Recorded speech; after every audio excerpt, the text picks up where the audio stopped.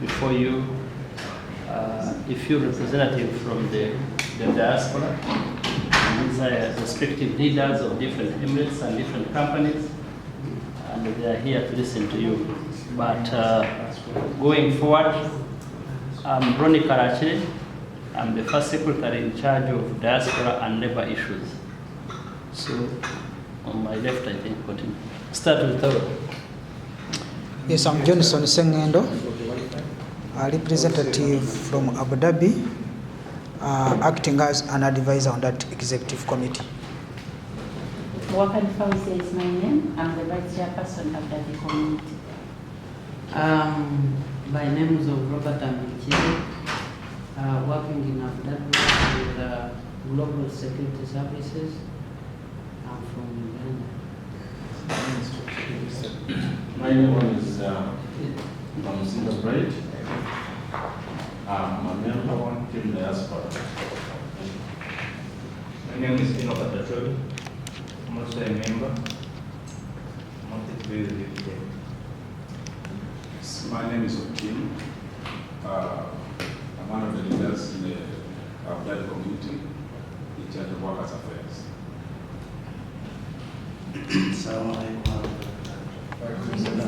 My name is Ismail Okiti, chairman of the community. My name is Angela, Mr. Bukaruja.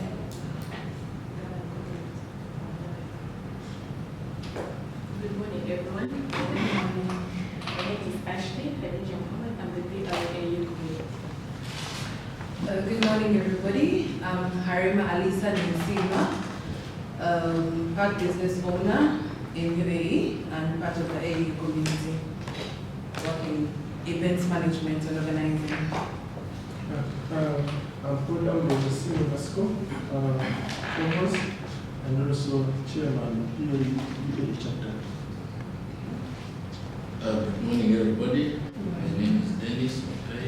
I'm a senior officer of the ministry. I'm Lawrence Ekulu, Commission on Employment Services, Ministry of Gender, Labor and Social Development, and among other things, external employment, migration in general. Muzaki One Baby, Ambassador of Uganda. Thank you. Corporate Lamont, Member of Parliament, Minister of Gender and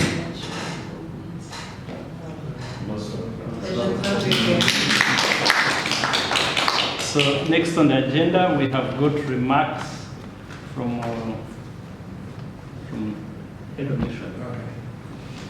Thank you so much. Once again, Honourable Minister, you are most welcome to the Uganda Embassy in Abu Dhabi. And we are happy that you have an interaction with the leadership of the community. It is always a great pleasure to have you here, and personally, I'm happy. The Honourable Minister is my former colleague in Parliament. We were both in the 8th Parliament. So you are appointed to this ministry. We were happy to see that someone who has been Parliament for some time, you've been following and hearing issues pertaining the Ugandan diaspora. And here, as you are aware, Honourable Minister, in 2019, we signed an MOU on labour cooperation. And since this MOU was signed, we've been able to realize increase the number of Ugandans living and working here. In 2018, the remittances by these brothers and sisters of ours working here were worth $50 million US. But as of last year, it has grown to $300 million US. This has been majorly because of the increase of both the numbers and also the quality of Ugandans working here. In the last 2 years, the number has doubled from 75,000 to 150,000, and even the number of skilled labor has increased. So when we had consultations with the government here about the renewal of the MOU, because it was supposed to be for 5 years, The feedback was that there is a provision that it's automatically renewed unless any of the parties, Uganda or UAE, has some issues to be changed, then a notification should be done 3 months before. We are happy that you organized this trip, and since you talked to me, followed by the communications your team has been making to us, we've engaged authorities here. The only challenge is here, I'll be open to you, they take their time. They take their time, but as the foreign service requires, we have to adapt to the culture. So we've learned the spirit of patience. We are sure that the meeting you wanted to have with your counterpart will be given. The only challenge is we don't know when. So my request is that even if it's not given during your time here, let's have flexibility in your program such that once it's given, you come and have this meeting, because it's really very important. Why is it important? It is that after the MOU, we haven't established the Joint Technical Committee to implement the MOU, which is very important. But I'll allow my colleague who is responsible for labor, Honorable Minister, premised on the guidance of His Excellency the President. He advised us that since we don't yet have labor attaches, the SO attaches should do that role. So Ronnie has been diligently doing that work without hesitation. Of course, with the support of the team, for example, Nalubega Hawa is there. She's consular assistant. She does support him and other consular work. So, but before I invite Ronnie, Honorable Minister, I think it would be important for you to know that this mission was established in 2009, and the core mandate is to promote economic and commercial diplomacy. Under economic and commercial diplomacy, we have an obligation of supporting our diaspora to ensure that they are productive to both countries, where they are working and back home. So we are happy when we see these numbers growing, though it comes with a challenge. When there are also many, the pressure is too much on consular services. But we are happy that we have these leaders. They are very, very cooperative and helpful. They help us to offer our nationals this service, because we have 7 Emirates. We have 7 Emirates, right, Honorable Minister, that form the United Arab Emirates. And in each emirate, they have their committee, the leaders of the Ugandan communities, from which they have their apex committee. An example in place how helpful they've been, the executive committee of Abu Dhabi, led by their chairman, linked us up with a law firm that is providing legal services to our nationals at pro bono. It's done on pro bono services, so we got the connection from them. Another example in place, recently they were able to arrest Ugandans that were selling our passports. It has become a common practice here that some of our nationals, unfortunately, are selling our passports. And also they've done rescue missions where our nationals call on us when they are having issues and we are not able as the mission to reach there immediately. We ask the leaders to go and find out what they can do as we try also to follow. So briefly, that's what I can say, Honorable Minister. Since it's your day, we want these people to hear from you. You also hear from them, but before I invite you, Honorable Minister, to speak to them, I would like Rooney to specifically talk about what we are doing under labor as the nation. Thank you, Chair. I need to welcome you, Honorable Minister, to this mission once again. You have always endeavored to visit us, and it is a common norm on your side. Honorable Minister, I need to thank you for this kind of engagement. It was on a short notice that you communicated to us, and we regret that the Ministry of Foreign Affairs have not confirmed our meeting, which forms the gist of your visit. But nevertheless, we are still hopeful. Secondly, most of the members that you see here have sacrificed their time. In most cases, being a weekday, their work schedules are not friendly. So even it is by luck that these ones sacrificed their day to come and attend this meeting. Quickly, on labor issues, as per this mission, from the time we enrolled on IMIS, it has eliminated most of the fake agents that used to dump Ugandans on streets of Dubai, Abu Dhabi, and any other Emirates. So as a result of that, once a company here has a will to recruit from Uganda, they upload on IMIS. I go and do due diligence on the company. Those that don't qualify as per the required standards of Uganda, I don't clear them. And those that you see in Uganda on IMIS, I vividly step there and do the due diligence.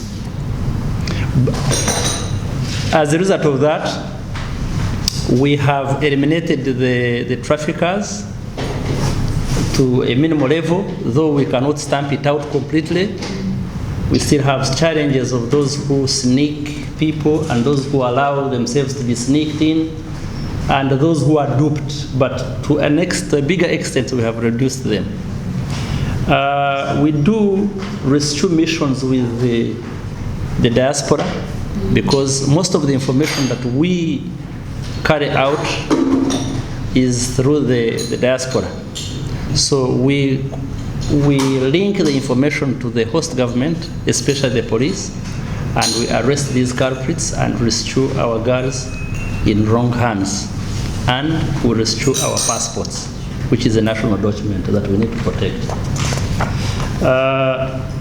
Thirdly, Honourable Minister, since today is your day to listen to them, I would prefer that I end here so that we hear their challenges, what they go through, what they need you to help them, and maybe we'll forge a way forward for their working conditions. But the most touching issue is about we need to continue engaging the government, the host government, such that we look at the bilateral labor agreements.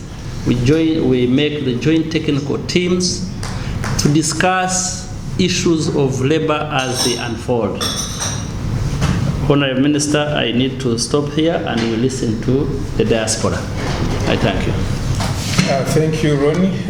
Honourable Minister, as you come to speak, to give you a picture of how many are in each of the Emirates. In Abu Dhabi, we have about 40,000 Ugandans. In Dubai, there are about 55,000. And the other 45,000 are spread across the other northern Emirates. We have Emirates of Sharjah, Ajman, Ras Al Khaimah, Fujairah, and Umar Queen. So with those few remarks, Honourable Minister, it's my pleasure to invite you to speak to the audience. We are agreed with them that they will speak first. Okay, sorry to interrupt your program. Yeah, so Chairman, we hand over to you. Manage your team.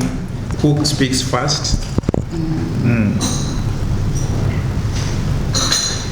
I would like to take this initiative also to inform you that ladies here are doing more of the remittance due to the fact that 84.2% are ladies who are brought in the diaspora, more so the Middle East, from our country, and it is only 15.2% are men. So it means the ladies are doing much of the labor here, both skilled and unskilled, like the house managers, drivers, security, waitresses, housekeeping, among others. Another thing, most of us have become entrepreneurs, but illegally. or those that are here because we're looking for opportunities, we don't want to use the normal employment route. So if we can have guided, should I say, investment chances, for instance, how? We have so many people who have opened up businesses in restaurants, local food, and in hair, salon business everywhere to survive illegally because you're not having it as an establishment. But if we would have these workshops where these people can unite and set up a legal business, that means that we are not only coming here as workers, we are also coming here as investors. You'll find that someone will actually live from Uganda with a visa that is written, for example, housemaid. Sales, and when they reach here, automatically this person ends up to be a housemaid. Speaking of which, I'm actually one of the person who was most affected by that, but because, like she said, self-esteem is also very important. I got to know my rights and what to do, and I actually had to pay someone 3,500 to get out from that hall. So imagine this person who comes and will not be able to secure herself out of this situation. It becomes a problem. These are the girls you find out with no job, no visa, and they end up bringing a bad reputation to us. But the whole thing, it comes back to the recruitment agency in Uganda, whereby if you want to get a job from Uganda, for example, to come to the UAE, they'll make you to pay about 5 million, 5 million to 10 million, for example, a few companies that are recruiting from Uganda. And then when they come here, the salary of the job is about 1,500. If you look at other countries, for example, like let's say Kenya, you compare the people who are working in the UAE as Kenyans, they have good jobs, But why is it that for us, it's only us that are running to houses? It's like a bandwagon, Like someone leaves Uganda with a mentality that they're just coming to do this. How about the ministry also that doing workshops, inviting Ugandans who are elite to come here for good jobs? For example, the current lawyers, we are all excited about the lawyers, but how many lawyers do we have in the UAE that are Ugandans? Look at journalists. These are opportunities that Ugandan can do this, but it's just because we have that mentality that the only jobs we can do in the UAE is housemaid, Some of us, when we came here, we didn't know that this is what we are coming. But again, because of the self-esteem, we are where we are today. The other thing I would like to speak about is using systems.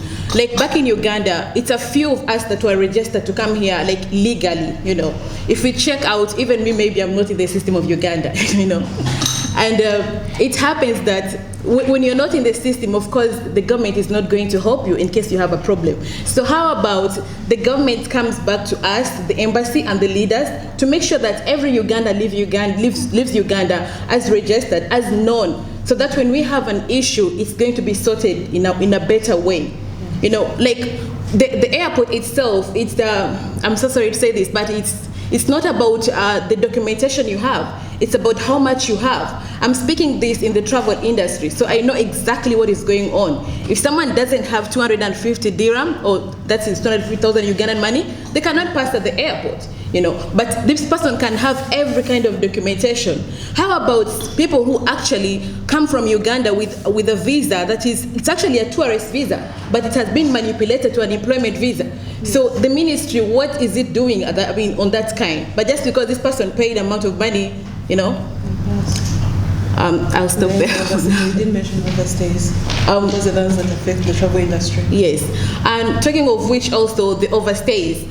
I think there is going to be need of more of sensitization from Uganda. As many workshops as they can be, to be sensitized, to be told that when we come here, we are not just coming because we are coming. It's just you have to have a plan. You're coming here because you're coming to look for a job, to get a job, and to be better. But most of us are coming here because we feel like we just want to come, and then we end up abusing the visas, and this leads to a lot of problems.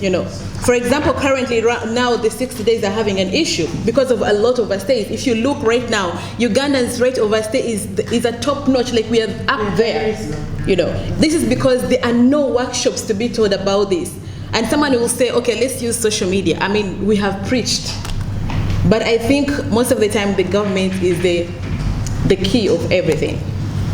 And this also leads to the downfall of many travel companies owned by Ugandans. Then you'll hear it on social media, people are fighting, this one, my visa did not come out, because the supplier is demanding over 65 million in a loss because of overstay. Somebody coming here and choosing not to renew their status because they are not aware of the implications. Then they'll come and ask for an outpass, which is free from the embassy.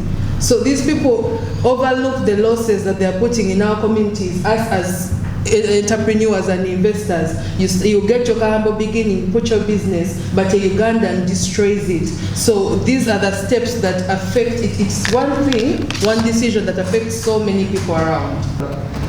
Honorable Minister, I'm happy to inform you that now embassy is a Ugandan home, unlike before.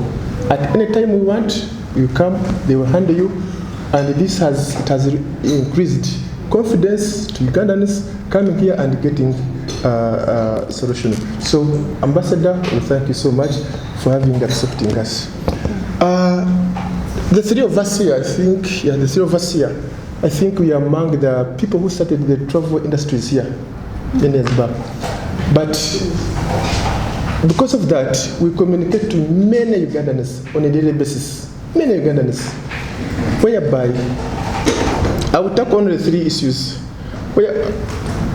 What she mentioned, now there are companies whereby now when you say you want Ugandan visa, you say Uganda, no, we don't want. Why?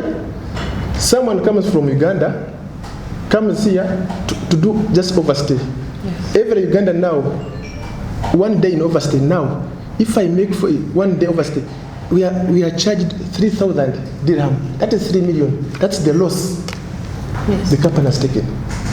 That is why most travel companies for Ugandans, they are going down. Millions of money. And these are Ugandans who are coming from Uganda directly. And they just choose to let me overstay. After all, I see many, they're overstaying. Yes. So it has really put us down completely. Two, one of the reasons why there is self-trafficking, through my experience, Honorable Minister, this has been increased by the long procedures by the recruitment companies back home. They request for a lot of money, yes, 8-10 million. Someone pays, gets a loan, pays 10 million to any recruitment firm in Uganda to come here. After paying it, it will take another 1 year to secure some work in UAE. And because of that, that is why most Ugandans, they have bypassed recruitment. This is the point. The long procedures by recruitment companies and extorting a lot of money from Ugandans. So what do? So they don't have someone here say, you know, what can I do? I need a visa. Okay, I need this, whether 2 million or 1 million. Someone makes a visa and he comes. He bypasses the recruitment companies because it's a long procedure for them, and they give the request for a lot of money. And someone reaches here and gets a job, a salary, which he or she earns 1,000. So that what has caused self-trafficking here. Yeah. Then secondly, Honorable Minister, through the Ambassador, you will help us, because so many Ugandans who are here. I happen to, one of my bosses is the Deputy Migration Officer here. He says, Ambrose, look, this team, look, you Ugandans, so many, how are you surviving here? Because you're in overstay, 5 years, 3 years and what? How are you surviving? Now, when you do that and you want outpass, for Abu Dhabi, Ambassador, Your Excellency, you help us, Abu Dhabi outpass is very hard. And most Ugandans, they got overstay during lockdown. That was a lot of overstays. But when you are requesting for Abu Dhabi outpass, in most cases, when a person goes there, he's or she retained for like a week or then. And because of that, Ugandans have feared. Much as they want to exit to go back home, they have feared. So I would kind of request if you can discuss that with the Abu Dhabi government to help us see, because someone comes with a ticket, I want to go, but some of them they get retained, and that's what has scared many Ugandans to get these out passes. Dubai is okay. Dubai you go out pass ticket and Sharjah. So our ambassador, I think I will request you if you can help us on that. Names of Robert Ambichide, national mobilizer, first family, both in Uganda and diaspora. So I'm very happy. First of all, I want to thank you, to thank the Excellency in front of you, and Mr. Ron also. The only challenge we are facing here, it is mobilization. We Ugandans, I don't know how I can call it. Why is it big? We are big-headed. I remember one time when I called Ronnie for one lady, it was amnesty, sort of. So when I advised her to come to embassy, she said they will arrest me. You see? And she refused to come. Others came and they got a chance and they took them back.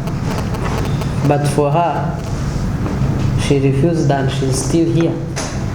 So we are lacking one thing that we don't know. You find some guys or some people there complaining that,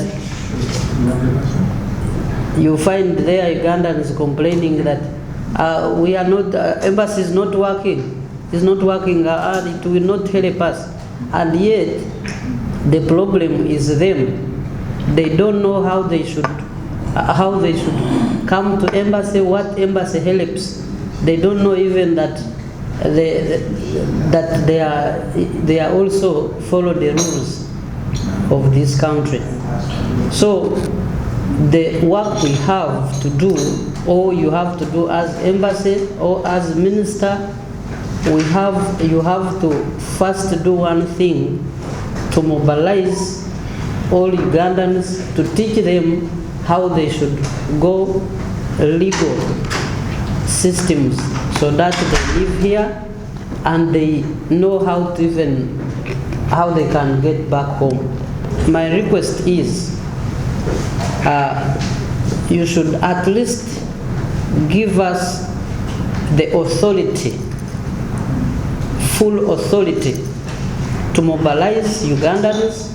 We know how to mobilize. We know how we can get them. Like His Excellency the Ambassador came and he saw the big number, even Mr. Ronnie.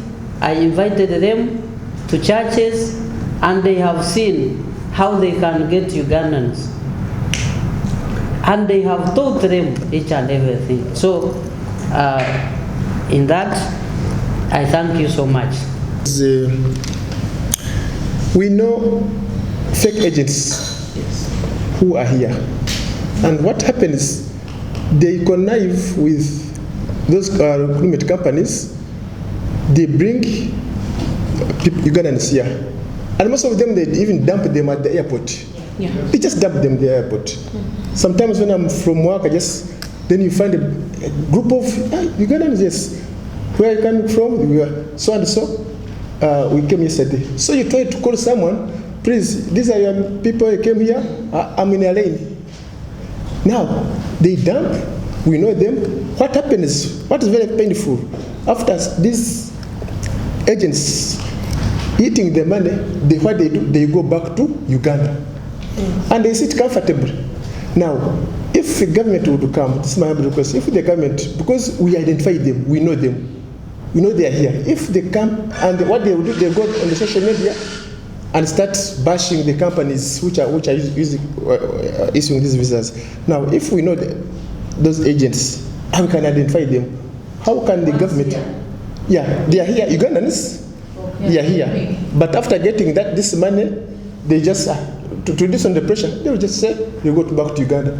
And someone is comfortable in Kampala, eating, when people are here sleeping at the barriers on the streets and what? What can we do for such agents? How can the government come in? Because we know them. We know that so-and-so is here and But at the end of the day, they will move. Thank you. So, emphasizing on what our vice chairperson talked about, human trafficking. It is now becoming very sophisticated right now. It is something that we should really address more and more. Now having, the modus operandi now is everyone who is coming, every lady you find it there, they're saying that we are coming from for saloon work. It's a very common thing. When it's the same reasons they're using for coming to the UAE. I don't know whether it's the same person or it's the same gang which is doing this kind of thing. Recently, as you said, we were contacted, it was a coordination from the embassy here that contacted us about a lady who had been actually raped. So we swung into action with the chairman here. We're moving throughout the night to try and track the place.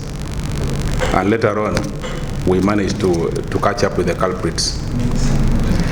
So the point here is the CAA agents at the airport, some of the people who are in these gangs. So, Madam Honorable, if there's any way you could try and help us with this, because if the CA people at the airport are doing this, are helping in the process of bringing these girls here, then it is going to really be very hard for us to fight it when they have arrived here. UAE is not a very small place, and most of us are trying to do this out of volunteering because we cannot run around every day, and we also have work to take care of. So the main place we need to clean the house at home before these people come here. Otherwise, for people who have stayed there for a very long time, we have seen in the recent years that this embassy has done what other high embassies are doing. This is a place who is like home. Every evening we are all with this gentleman. When we're driving around, we actually come and just look at the place and go. Sometimes we find Ronnie standing outside here. We just say, because we're not very comfortable. When people come here, they get the services. They're no longer afraid to come here than before. I hope we, with the same staff that is here right now, for the years that are coming ahead, we continue to, because if faces change, somehow we shall need to be a step back. If faces are maintained, at least now we know the coordination is happening, the coordination that we have been yearning for a very long time. So please, this is the request from our side. It is hard, but we can still get there with the cooperation that is happening. Thank you very much. Honorable Minister, distinguished guests, mine I have like 2-3 things. I'll be very fast. I'll rush because of time. One, Honorable Minister, we need a funding. I believe this is a very big ministry you hold in your capacity. We need a funding, since in the Parliament you have a financial bill always on your ministry. I pray that you also put UAE. We also receive an annual fee of some money to fund our work we do here, because most of us are doing voluntary work.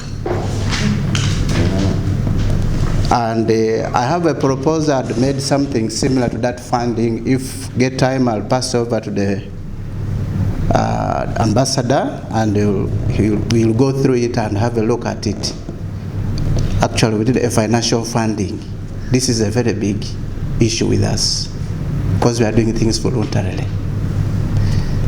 Secondly, I think this one I'll use Uganda. I think kubanga abala bachizo kubayisa bubi.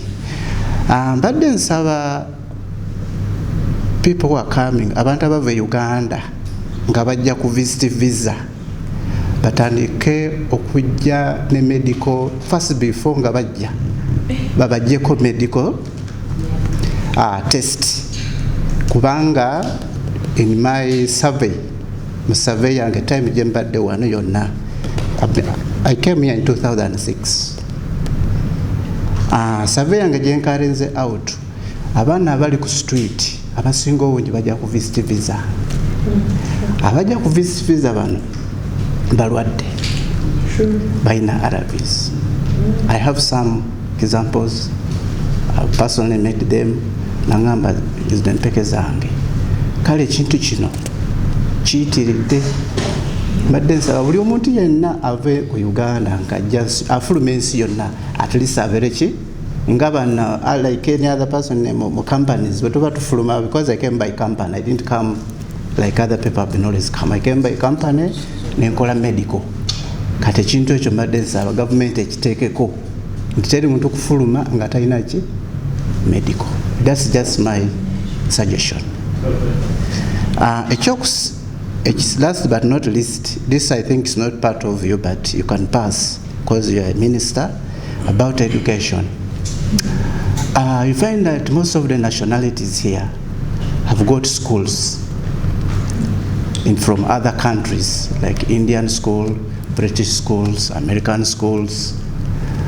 I feel also Ugandans here, we are very many who have families, who have children, and also want to study. Don't you think that our government also can take in a hand and be like other government that have opened schools here? Like as investor, because as a government, you are doing investment. You come here as an investor, you open a school, 1 or 2 for our nationals who are here. And also other countries also, they may be interested to join our education system. Like we are going to their schools. Honorable Minister, it's not the first time that you are here. Whatever we have spoken here, you were here before. And you promised that there was going to be an application for tracking Ugandans coming here. But since you were here with us, I was here personally with you, nothing has been done. What is your take on that? Thank you. Honorable Minister, if you could organize, what I would say, organizing career guidance fairs, how do they help? For instance, a person who's studying nursing in Uganda, if you come here and you take one test, it's a DHA license to get certified in DHA, you qualify to earn a minimum salary of 5 to 10,000 dirhams. That is 5 to 10 million. But a person in nursing school will not have the opportunity to know that that is there as an option. A person who would not study, right now people are doing certified nursing assistants. These courses help, yeah, it's a bandwagon right now, just like barista training was a bandwagon. There are some skills that you can attain and actually give you white collar opportunities, but we need to know what they are. And our youth need to know what they are if they are planning to come and work here, because that is the main focus. They are the cream that is coming here as early as 18 years, some even 16 years, by the way. But if we are guided properly, with proper event coordination, we can get this out there and reduce and eliminate this blue-collar nonsense, sorry to say. But it's frustrating seeing every time Ugandan, Kadama, we are bigger than that. And also no one talked about the men, but mainly taxi drivers. They come here without knowledge of the UAE routes and fines. These people get to finish their contracts when he has a fine of more than 12 million, not knowing how to pay it, cannot live properly without, any consequences. So those ones need to also be addressed in the MOU, how the companies that employ them should be the ones liable for these fines. Just one. Yes. I just wanted to add on the point of the chairman where he talked about checking someone when they're leaving Uganda to know their status. Okay, it might sound very, to someone, it might sound selfish to some people who are sick. But again, I would just like to talk about the effects of the things that come out after the person is gotten HIV/AIDS with HIV/AIDS.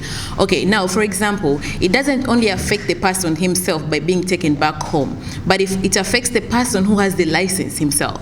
Okay, for example, my license was blocked, and when it's blocked, the government now comes in to check the entire license. It comes to check your employees, how is it, and at the end of the day, you're also given a fine for it. So someone might look at it and then look like maybe, oh no, it's it's not like that, it's not fair and that kind, but it's really, really important. And having the fact that this kind of people actually, when you look at like for us in the visa industry, we really know what's happening. For Abu Dhabi has been having like highest number of people who are getting infected. Like every time you get to know someone who complains, oh, I got in Abu Dhabi, and the worst part is that someone comes with a visit visa, like let's say for 2 months, and comes here and gets a boyfriend, and within 1 month that person is affected. I have a story of a very close friend of mine who just came, and within 1 week this girl was already dead. Future is finished and everything is gone. Sometimes it comes to us like we are not prepared, we are not ready, and love is blind or whatever. But I think the government having the fact it's like a parent, it can come through and see that this is very important, though it looks selfish, but it's so important. Yeah. We know fake agents who are here, and what happens, they connive with those recruitment companies.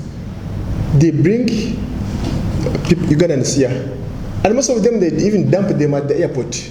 Yeah. They just dump them at the airport. Sometimes when I'm from work, then you find a group of Ugandans. Yes, where are you coming from? We are so and so. We came yesterday. So you try to call someone, please, these are your people who came here. I'm in a lane. Now they dump. We know them. What happens? What is very painful? After these agents eating the money, what they do, they go back to Uganda, and they sit comfortably. Now, if the government would come, this is my request. If the government, because we identify them, we know them, we know they are here. If they come, and what they will do, they go on the social media and start bashing the companies which are issuing these visas. Now, if we know those agents, how we can identify them?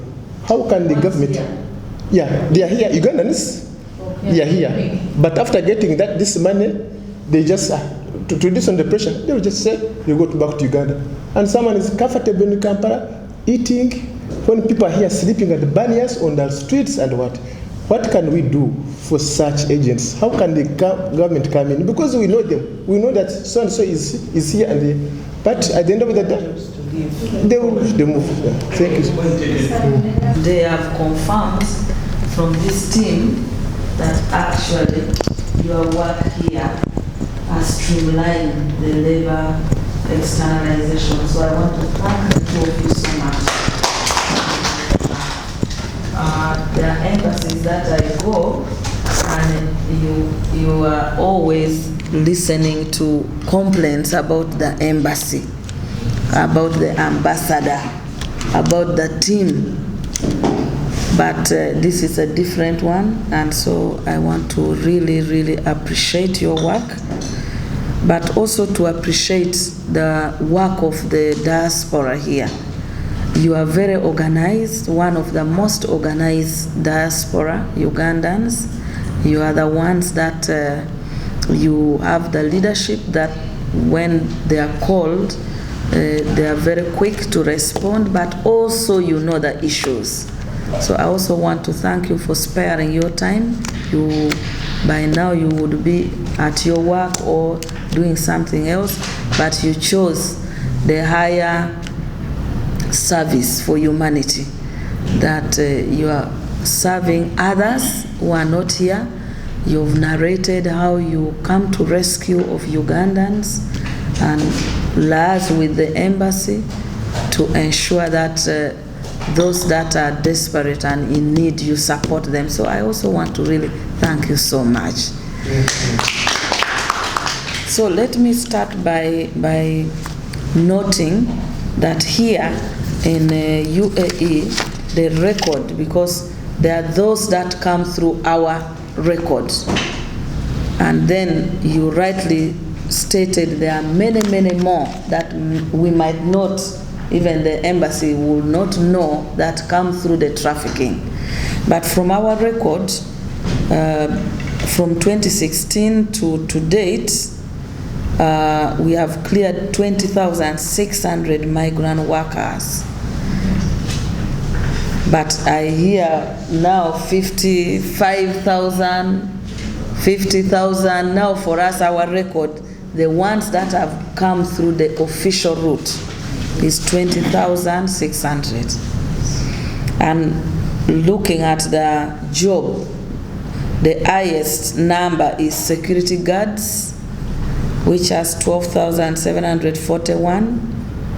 Then we have carpenters, we have laborers, we have loaders, we have salesmen, we have cleaners, and I think this is where most of you were saying they bring ladies as cleaners, as salespersons. The cleaners here, according to the record, is 4,430 cleared through the official route, coming as cleaners. But most times what we have learned is that the disguised cleaners end up in the homes as housemaids. Actually here we do not clear housemaids, because usually when we have the bilateral, rightly stated by His Excellency the Ambassador, in the circumstance here we have a bilateral labor agreement, but usually we have a separate additional bilateral labor agreement for protection of externalized housemaids. Now that one we have not signed for housemaids, so we have not opened, even in his IMIS, we do not open for housemaids because we have not signed the specific BLA for housemaids.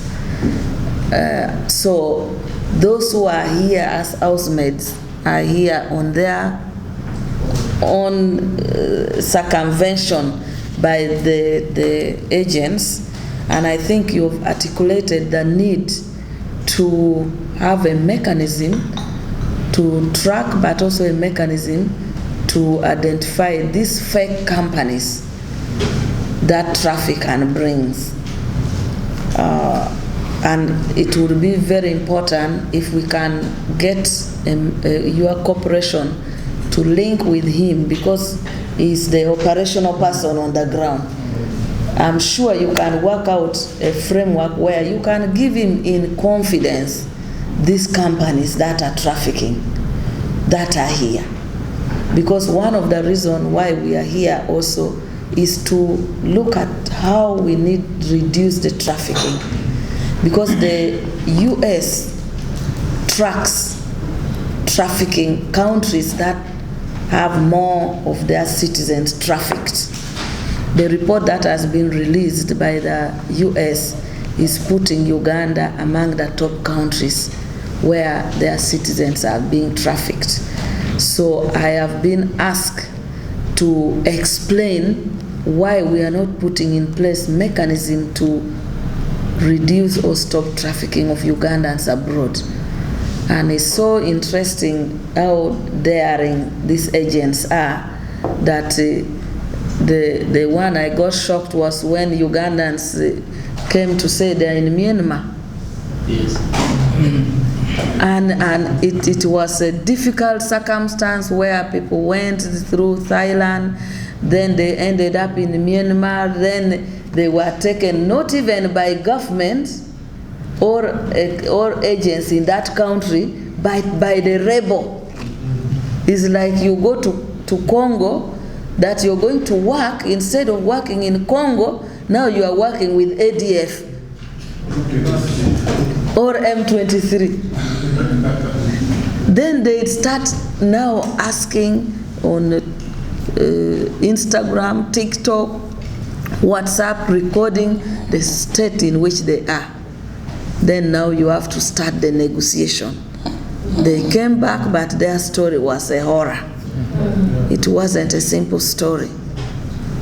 So we are on the radar, and for the US, if you if you don't address that particular issue, they will tell you we are going to suspend this, we are going to suspend this, and once the US suspends certain support, then EU will come in, UK will come in.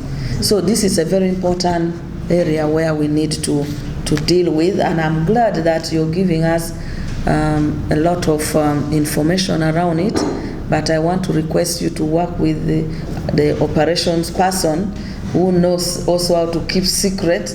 They are trained how to keep secret, so that we find ways of handling if they have a connection in Uganda, and you tell us even before we leave. When we reach there, I will summon them, and then if they are not registered with the Ministry of Gender, we'll find a mechanism with the security agency, foreign affairs and internal affairs how to handle this. The problem is most times people tell you in generality, and then they don't tell you the specifics, which makes it difficult for us to take action. So I request you to be bold. If we are to solve this problem, we have to be bold. When one person was stating that she tried to request someone to take amnesty, when we came here, we agreed, then we said, let's negotiate for those in detention. The UAE provided everything, and he worked and was coordinating with us. But to our surprise, some of these people even refused to register. So you ask yourself why? But when you're there, then they are crying, we are suffering. You give an option, someone is in detention center, you've been told just register.